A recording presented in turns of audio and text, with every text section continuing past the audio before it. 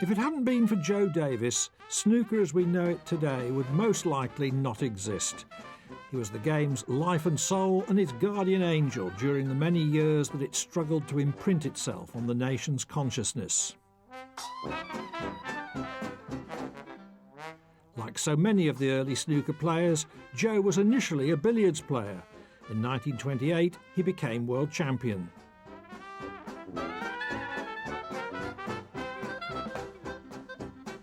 But it was the very excellence of players like Joe and the Australian Walter Lindrum that effectively finished billiards as a spectator sport.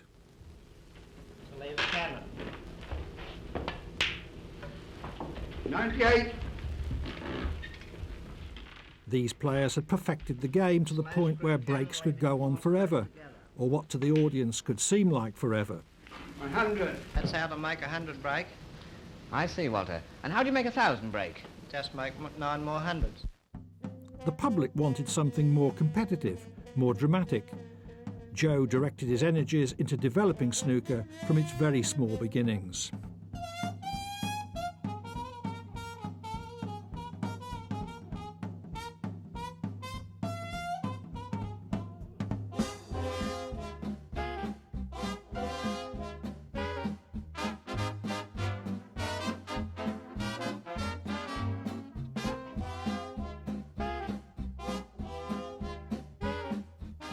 Joe Davis's skill and vision transformed snooker from a fairly crude potting contest into a tactically complex game in which break building and safety play became crucial to a player's success.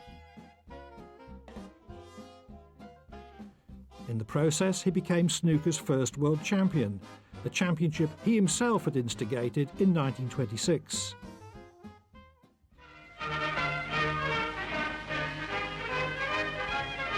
Joe Davis, 13 times holder of the World Professional Snooker title, is playing his younger brother and pupil, Fred, at Thurston's. The spectacle Fred puts up a spirited fight, but the champion is at the top of his form. He held the title unbeaten for 20 years, until he retired from World Championship play in 1946. The official line was that he was giving others a chance. The reality was that he wanted to retire undefeated, and his younger brother Fred was a distinct threat. Fred next month is due to register for the army, so that might keep him quiet for a while.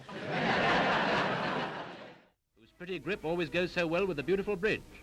Joe's influence in the early development of the game extended well beyond the table. His word was law. Joe will now entertain you with a demonstration game of snooker. Watch it carefully and observe how he leaves the cue ball in position. He was chairman of the Professional Players Association and a co-leaseholder of Leicester Square Hall, the home of professional snooker for 20 years after the war.